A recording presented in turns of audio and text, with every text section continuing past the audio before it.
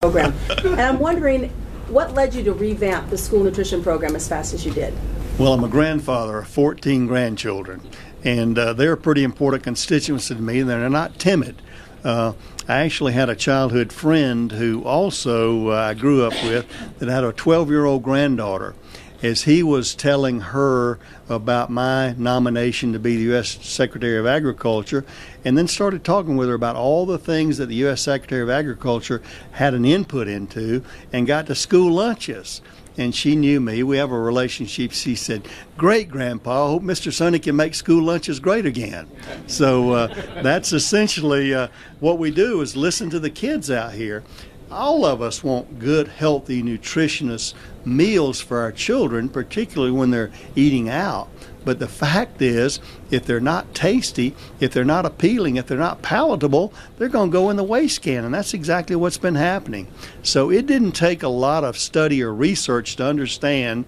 The numbers reflect the fact, obviously, that with the standards changing, then the numbers of participation in lunchrooms went down and the waste went up. And so it was pretty easy. What the major press didn't get yesterday, although we took great pains to explain to them, is that we were not really rolling back anything. We were slowing down this process of stringent sodium intake. And also a group of constituents that I really trust from my childhood are those cafeteria workers, those dietitians and food service professionals in our schools. They have a pretty good idea. They're professionals about preparing nutritious meals.